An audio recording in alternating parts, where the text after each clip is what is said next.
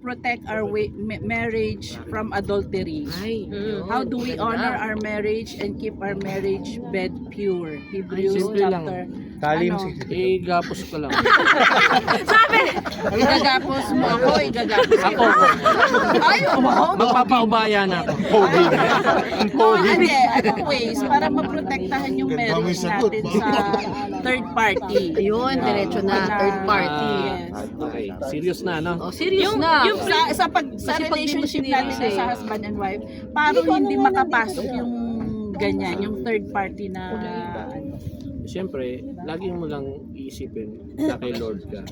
Okay. Kasi si Lord lang talaga mag-guide sa'yo sa tamang daan. Yun lang. Okay. And Simple in, lang. in practical ways, anong Ha? pwede? Ay, Sa- namamarsanal. Hindi, sa practical ways, Hindi, kasi ano, ano talaga. oo, sa ito, in biblical ways, yung Paano sinabi mo? niya. So, anong, Ikaw. para maprotektahan is, yung ano, Ikaw sumagot sa amin. intentional effort, intentional, Oo. pipiliin mo, regardless na mag-away tayo ngayon, pipiliin mo na uuwi sa esposo mo, Yun. pipiliin ko na siya pa rin habang buhay. And sabi nga natin, what is the purpose na sinabi natin, may kapangyarihan ng Diyos. Kung hindi ka naniniwalang kaya niyang solusyonan yun, di ba? Yeah. So yun, we have, di ba sabi sa preaching natin, we have to believe na kaya ng Diyos natin na i-resolve yung mga sigalot as a marriage relationship natin. Yun. Yes, amen. So ang ano doon, pipiliin ko pa rin. Dapat both, di ba? Ipipiliin mo pa rin ba? Kahit Ganda yung sino ka ba? Sino ka nga ulit? Sino ka nga uli? Oo, lang hindi na kilala. Ang ano lang, sa pag nag-aaway ba, huwag na lang pagsamahin yung ano ba to? Pagsabayin. Huwag pagsamahin yung pera. Para hindi, Basta iba sabi ko sa'yo, pag Ah. nagagalit ako, umuo ka lang lang. Hindi, pupunta lang, lumalayas na lang ako. Pupunta lang ako sa sala. Hindi alam Para natin hindi kung nasan. Hindi, ang point niya, huwag sabayan. Oo, sabayan na lang. Oo, Dapat magsabong. Tama. Diba? Ganun po, sis. Kaya lagi ka Dapat na kasi. yes, wifey, ganon. Hindi, both, syempre. Okay, Oo, kasi next. Next. Pag nag-tom po siya, sige. Okay, go. What household chore do you dislike the most? Ayun. Saan sa bahay, ano po, yung paglalaba? Oh. Ayan, si Kelvin talaga naglalaba sa amin. Ayan. And then, House band. kasasabi mo lang. Kaya parang bango ng mga damit. Bro, kasasabi mo lang matigas yung muscle mo ah. if we could trade some tasks with each other, what would they be? Kasi si Kelvin hindi Kaya naman tumigas. marunong magluto. So, exchange lang kami ng task. Siya magluto, ako naman ang maglaba. Pero yung ang turo kasi ni Kelvin sa amin dalawa as team kami Team ka. sa lahat ng bagay. Because we are couple, we are partner. Kahit na pangit or magaan yung household chore, hindi lang sa household chore, in all aspects ng buhay namin, we are partners, we are team. Kung yung isa is nangingibabaw, yung isa is yung nagwi-weak siya, ano siya, ay iaangat naman yung isa para afloat kaming dalawa. Together, malakas kami. Yun. Na iron sharpens iron. Ganon din sa faith namin dalawa. Actually, ako medyo mababaw lang tong question yung household chore. Pero yun nga, sabi ni ate kanina, in all practical ways, sa aspect ng buhay, we are a team, we are partners, through thick and thin. Ikaw naman din sa Ano masasabi mo kaya Kon? Same as her. Copy paste. Si Ate Angel tagaluto, ikaw tagabalot. Kaya pala sabi kaya Kelvin. Magaling ako doon. Tsaka tigahugas. What can we do? Ay, dalawa ba po ah? Dalawa. May isang question. Okay lang. Pwede kahit dalawa, isa. What can we do to make the holidays more meaningful this year? Para sa amin po, kasi minsan, ako po kasi, taong bahay talaga, hindi po ako palalabas. Ayun, si Angel naman, hindi naman siya yung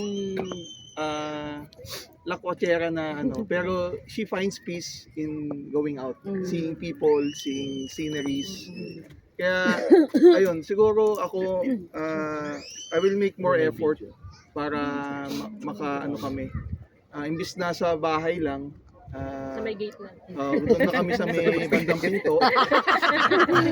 And then, we try to explore places para naman kumbaga ma-unwind din siya dahil din sa toxic sa trabaho.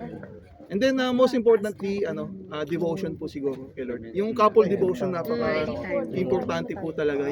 Yung quality time din kay Lord. Actually, aminado po ako na ako minsan talaga nade-neglect ko po yung quality time. Mas may oras pa kami Bible study nung nasa Saudi siya kaysa nung magkasama na kami. So parang how ironic. Kasi kaya humingi po ako ng patawad sa Panginoon kasi kung kailan magkasama kami. Saka medyo humina. Kaya yun po yung aking isa din sa mga resolution this year na talagang everyday see to it na makapag-study ng Bible. That's the best devotion That's the best meaningful to make your day meaningful. Start it with the devotion and of course end it with the devotion also. Lalim. Amen, Pastor Kelvin. Ina. Sige. Siguro describe special memory of time spent with your mom or dad. Ano daw? Ulit, sis. Describe a special memory of time spent with your mom or dad as a child. Ano lang to Ako siguro yung naalala ko nung nag-Girl Scout ako.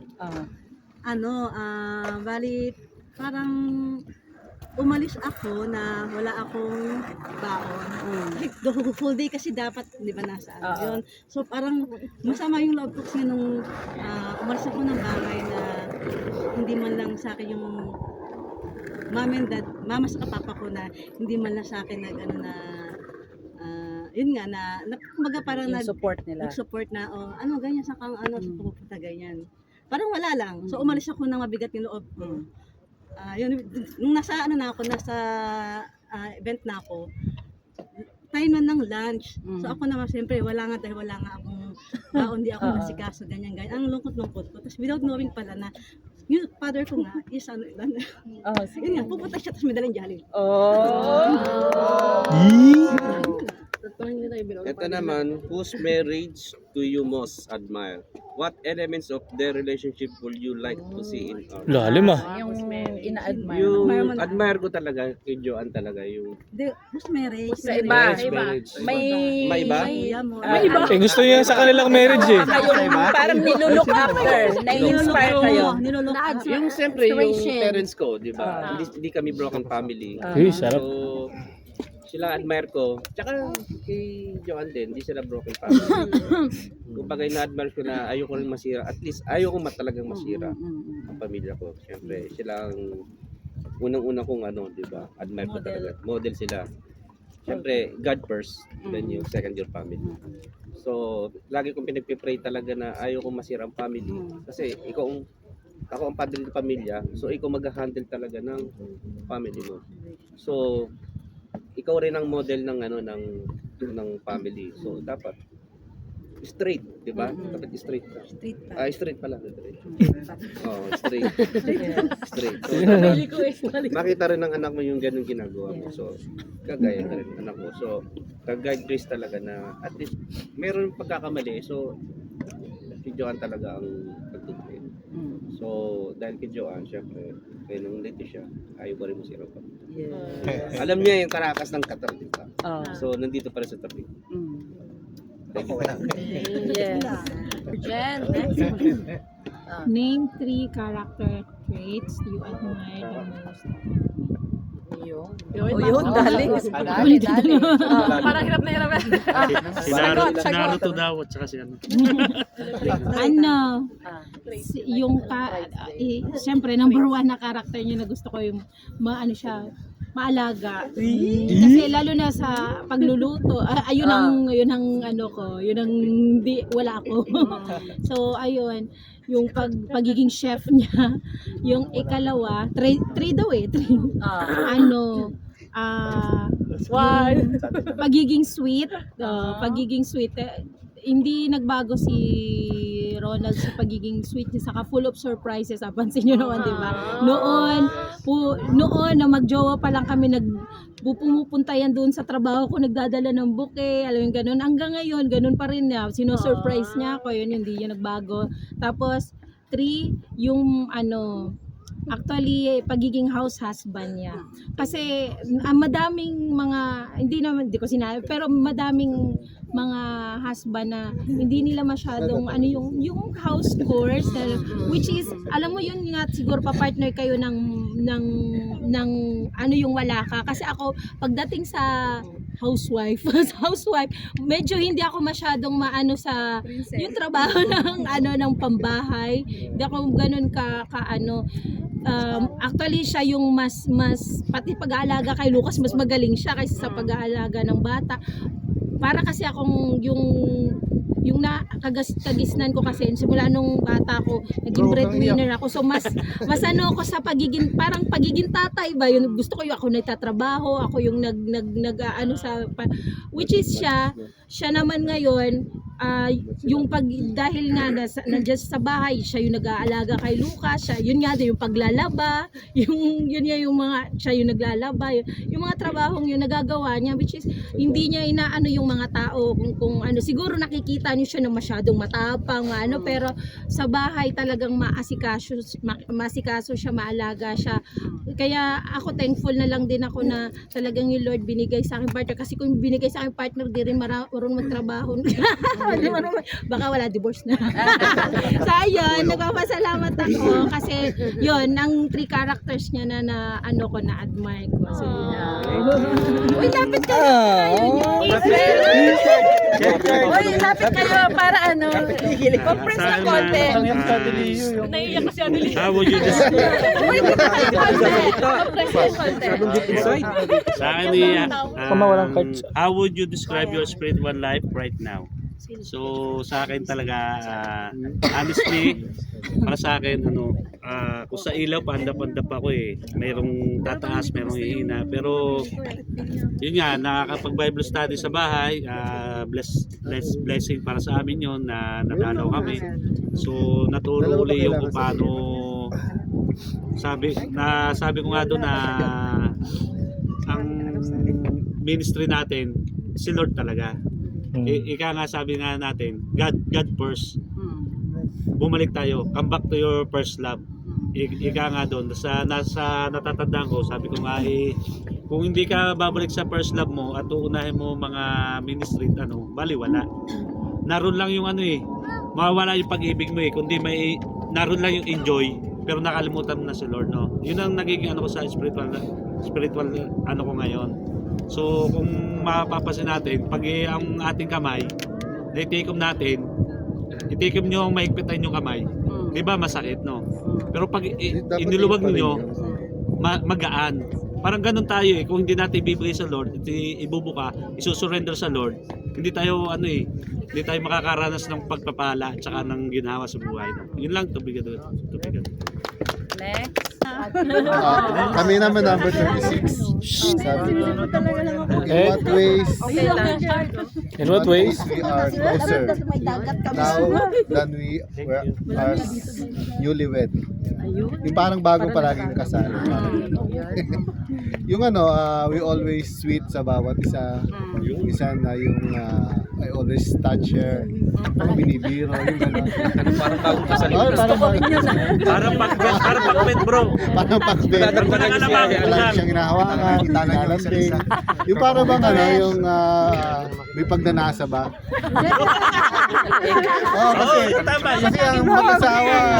Kasi ang mag-asawa kailangan hindi na feelings na palaging love. Kasi minsan nakagagalit tayo, di ba? Mag-asawa is a commitment. Kaya dapat Na may kasama. yung pagnanasa. Kasi kung wala ka ng pagnanasa, bro, di ba? Kasi nakawin yung pera. Sa iba na. Dapat sa asawa lang. Tama. Nasa sa asawa lang. Kaya dapat yun yung hotness ng aming pag-asawa. Yung gano'n. Kahit may mga bata, hindi kami nahiya na Keep the fire burning. Oo. Yes. Kasi kapag hindi kayo parang kayo nang ganun din design ni Lord. We are one. Kaya kung ano may nararamdaman niya, kung ano yung nararamdaman ko, we share together. Tama. Para we can make a better family. para sa Panginoon. Kasi that is the true love na pinapakita ni Lord para sa mag-asawa. We are the foundation ng church. Tama. Hindi po ba? Ilan ba yung sasabihin? Dalawa? Ikaw na. Yung sabi ko, sino daw yung makikita mo sa next yung history mo? Siyempre siya pa rin. Kasi nagkaroon na ako ng, di ba, alam niyo naman yun. Pero siya pa rin ang pipiliin. Hindi ko alam yun. No question. Pa rin araw-araw. Next. Maganda to eh. Universe. Nine three things that make a marriage successful. Ayun. Are those things part of a relationship? Yung preaching ni Pastor kanina. Yung preaching ni Pastor kanina. Ding ding ding ding ding. Loyalty, kindness, wrap them around your neck. Tie them around your neck. Di ba pa? Let love and faithfulness, let love and faithfulness never leave you. Pasang naisip ko talaga si Jacob. Bind them around your Oh, bind them around your neck. the tablet of your heart. Oh, loyalty and kindness. Tatlo ba? Yun. Loyalty and kindness. Ano pa isa? And respect. Yun. Importante ang respect. Jacob. Ay, ako ba? Oo, meron ka din.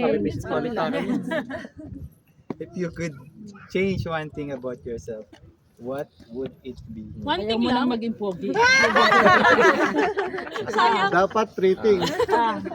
Hindi mo mata, ano? Sasagutin mo yung telepono lagi. Pagka, Wala akong maisip. Kasi kung hindi nangyari yung mga nangyari sa buhay ko ngayon, wala ako dito eh. Tama. Hindi ko mapipil yung love din ni Lord sa akin. Kasi sa ngayon, sa estado ko ngayon, na parang kakasabi ko nga pagdating namin dito, kakasabi ko lang sa kanya, parang grabe talaga si Lord, no? Binibigay niya lahat yung mga gusto namin, yung mga ano ng puso namin. Tapos sabi niya, oo daw. Kasi yun talaga kasi grabe talaga sabi niya, dati rin naman nung di pa tayo. Sabi ko, pero kasi ngayon, parang every, parang every, parang siguro every moment ng buhay namin, parang ramdam talaga namin yung galaw ni Lord sa buhay namin. Ramdam namin siya. Kaya kung may babaguhin, wala eh. Kasi yung mga Pasko, naging part sa akin yung kaya ako nandito ngayon. Parang wala na akong Yun. dapat bago. Ayun na. Amen. When hurts you or let you down, how do you handle it? Ako ba tinatanong mo? What do you think forgiveness means? Yun. Para po sa akin, meron talagang, kumbaga hindi mawawala yung idadown ka. Tawarin mo na si Tapos Carl. sa trabaho. Pero yung first ko po na pag ginanon ako, siya muna, syempre. Yung kakausapin ko, kumbaga saan magsusumbong ako, o ganito. Hanggang sa sasabihin niya na, sige, hayaan mo lang siya. Pagpatuloy mo yung trabaho mo. And then pray. Yun lang. Tapos yung sa forgiveness, ito yung para po sa akin na tagal laging patawad. Kasi andito yung magko-connect ka sa God or deeply. Kaya yun, para maging masaya. Carlo. Carl, ikaw na. Nakatagal mo ng sombrero mo. Galawin yung sombrero. Yan. Yan, okay na yan. Yun, di ba? Gusto mo kumuha ng iba? When someone hurts you or let you down, how do you handle it? What do you think? Do you think forgiveness means? Yun sa kanya eh. Baliktad. Sa likod. Likod ba yung akin? Yan. If you could take a class on any subject, what would it be? If you could teach a class on any skills or subject, what would it be? Dalo. Pag pinahirapan mo. Sige, kaya. Let's go. Kaya. Hugutin mo na, hugutin. Tagalogin Kung mo. religion Social studies. Tinanong niya kasi yung subject eh. Ang favorite subject ko talaga. Correct time. Math. Saka history. History din ako. Yun. History din ang Yun mahilig. sinabi niya dito eh. Kung ano daw pipiliin ko eh. Tapos kung ano daw skills ang pwede ko may turo sa Palitan mo na. sa class on the subject. Siguro kung ano pwede ko kung halimbawa kayo estudyante ko, tuturuan ko kayo ng katarantaduhan na sa tama. Saan ang sasagutin mo dito? Parehas ko pwede kong sagutin. Ano gagawin yung kasi maraming nangyari sa buhay ko na mali ang ginawa ko. Pero lahat yun, tingin ko sinadya sa akin ng Diyos. Para Ako na lang parehas sasagutin ko yan. Edad na ako, alam ko na yung gagawin ko. Kasi baliktad, kung puro tama ako, tapos bigla akong mamali, para mali. Laging tama. Oo. Kaya, masaya ako pagka- na nakilala ko kayo. Kami rin. Tapos nakabalik uli ako sa Panginoon. Kasi ilang beses na niya akong binatak uli. Pabalik-balik ako Ganun lang yan. Tapos parang nararamdaman ko minsan, sinasabi niya, pasaway kang bata, harito ka. Nang matuktukan mo na kita ng holy water ng isa. Parang yun lang po. Ayun. Pero pila ko siya. Sigurado ko ito yung gusto ko. At what times are you the most attracted to me? Every time. Parang pinili. Parang pinili. Haba. Kahit bagong gising pa yan. Yun! What is your greatest source of stress right now? How can I support and encourage you? Ayan. Ano tawag dito? Ako as a person, kailangan ko ng, tawag ng stress ball? Siya yung kapanatagan ko pag nasabi ko na sa kanya yung something sa heart ko. Kasi ako I cannot stop, overthinker ako. So kailangan ko someone na talagang gigising sa akin na, hoy, it's okay, everything is okay. Kasi it will continue talaga, mag-iisip ako, alalahanin ko lahat. So pag siya yung magsa-stop sa akin na magbabak sa reality, okay. Tapos yun nga, syempre, alam mo yun, lahat na siya, even we trust God, sometimes as a nanay, di ba, ako kasi planner ako kumbaga minsan gusto ko rin natutupad yung mga plan. Pero siya yung lagi nagkikip na sa mind ko na we trust in the Lord, and yun nga, lagi yung support niya sa akin na kapag nasabi ko na yun sa kanya, parang mag-best friend nga lang, parang kapag panatag na ako. And I thank God kasi nga kahit tawag dito, yung pinagdaanan kong through the years, yung mga ganong panahon, andyan pa rin siya kasi halos ko siya noon at na-share ko sa iba yung kapag tabuyan ng palayo dahil nga sa situation ko. Pero he still choose to, yun nga, love me at my worst talaga. Yun, and stay. Yun lang. Ito naman, napaka-everyday naman. At what times? Sige, sagutin ko ng maayos to. What times are you the most attracted to me? Huwag mo na sagutin. Dali, wait lang. Yung totoo. Kiligin natin sila. Dali, tuwing nakikita kitang kumakanta sa pulpit. Para kay Lord. Yes. Wow, taray. Words of inspiration, let's go! Akala ko may Superman. Yung card niya, Hindi pa nabasa yan. Hindi pa niya nabasa. Hindi niya pala internalize yan. Nga, dalawa. Isa lang pa, isa lang. Sige ka muna. Isa lang. Doble kara. How can I support you in your spiritual life? Ayun. What are ways that we can develop our faith as a couple? Oo nga So, ang magandang support ko dito is how kung paano ko pamunuan yung family. Okay? So, kumbaga, yung aking way of living, kung paano yung pamumuhay or paano maging isang head of the family, na makita sa akin na maging example para makita nila kung yung pagsunod nila sa Panginoon, na makita din syempre sa head of family yung pagsunod sa Panginoon, para to follow yun na makita nila ganun. And sabi nila, what are ways that we can develop our faith as a couple? Syempre maraming kaparaanan para ma-develop yung faith ng bawat isa. Devotion, di ba? Devotion niya na laging mag-unawaan ng bawat isa, laging magkaroon ng respect, magkaroon ng pagkaintindihan. And then dito, ikaw na. Okay, sabi niya, what is a new hobby? Duplicate activity that we can do together. What would So itong hobby na ito, magandang maging hobby ngayong devotion, di ba? Itong hobby na ito. Bible study kayo, devotion kayo, tsaka kwentuhan, sabi nga magkaroon ng quiet time.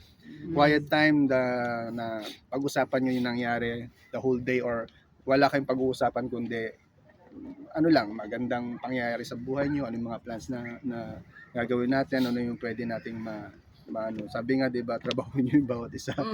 Takas yung sa magtanan kayo sa labas. Iwan niyo muna yung mga anak yung ginagawa ngayon. Quiet time para ayan, makapag-share kayo ng mga sarili ninyong makapag-share kayo ng sarili nating yan yung pagpakilig. Yun. Ang importante po kasi yun to encourage one another. To encourage one another. Tapos na ba ako? Okay na. Yay!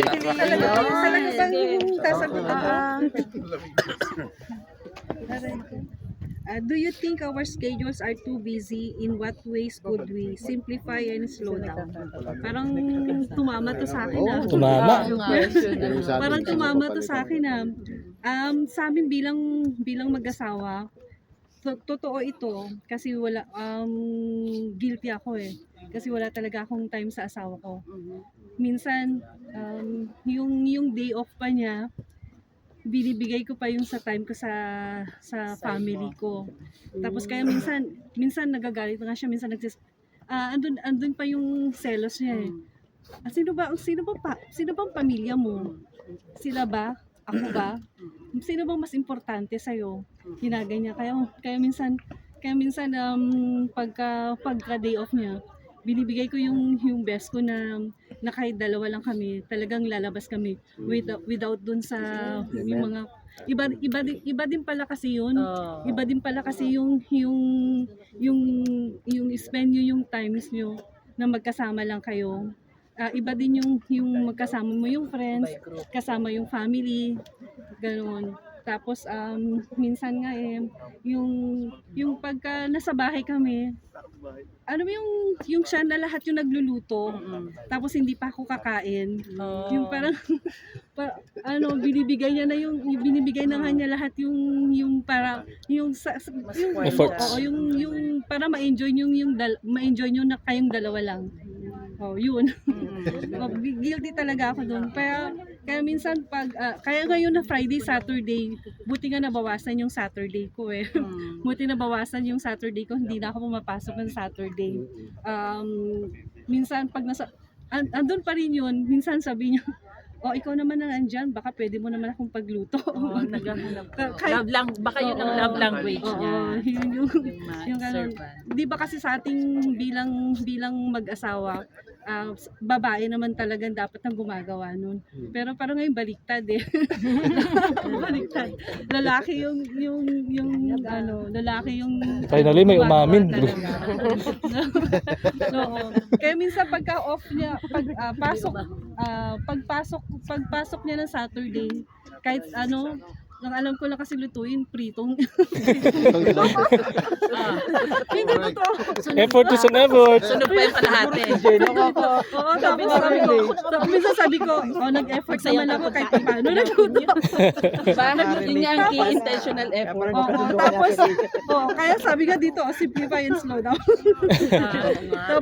Tapos minsan pagka hindi ko talaga alam na kung ano lulutuin, bilhan ko na lang siya ng pagkain. Biryani. Pa sarili mo. Kaya minsan, pero talaga, minsan gusto kong pumasok na lang ako ng Saturday pagka off niya. Nape-pressure pa siya sa lulutuin niya. Kasi, totoo, nape-pressure ako kung anong ihahanda ko. Kasi, pag siya yung taong bahay, talagang susunduin niya pa ako sa office. Tapos, pagdating ko ng bahay, malinis yung bahay, nakapaglaba na siya, tapos nakapagluto pa siya. Parang ang hirap na ikaw naman, ibigay mo naman yung kahit konting effort man yan. Yun.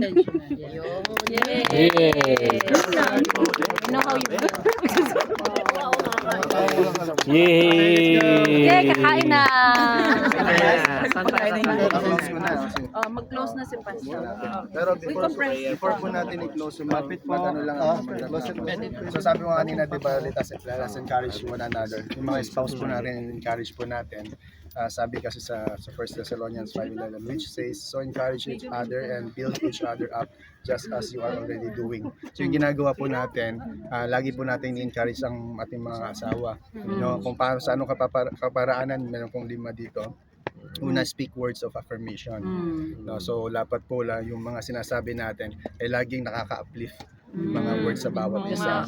Huwag po natin i-down, i-belittle, ibaba yung moral ng ating spouse, ating mag-asawa. So laging uplifting po ang words. Sabi sa Proverbs 16:24, kind words are like honey, sweet to the soul and healthy for the body. So lagi po nating tatandaan yun. I-acknowledge natin yung strength tsaka yung effort ng mga partner po natin.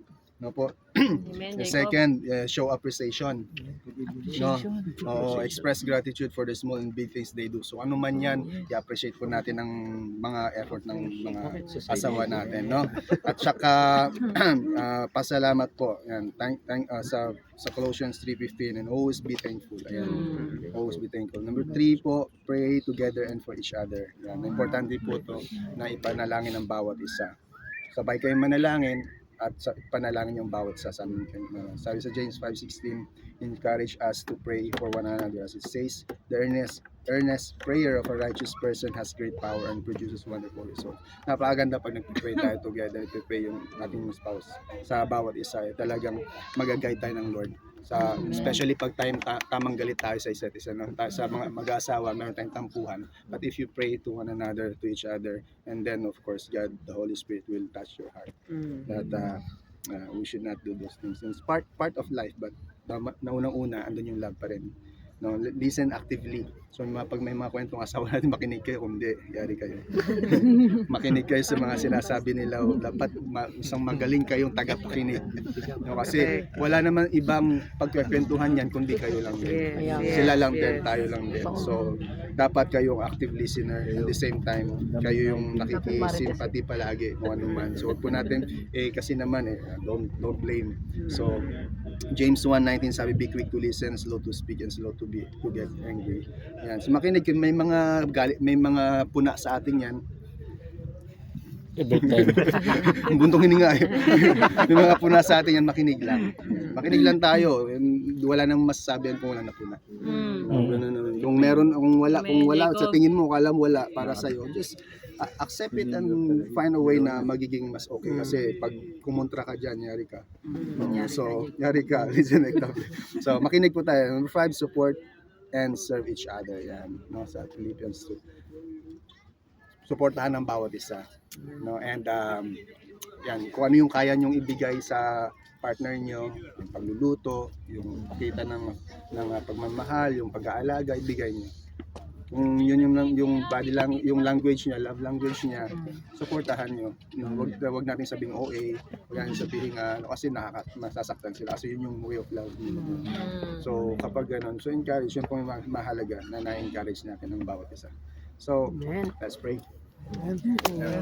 Heavenly Father, Lord, thank you God for this night. Salamat Panginoon sa presence niyo at salamat sa inyong mga anak na naririto, Lord. Thank you God for this time na talagang mahirap po makuha yung ganitong pagtitipon.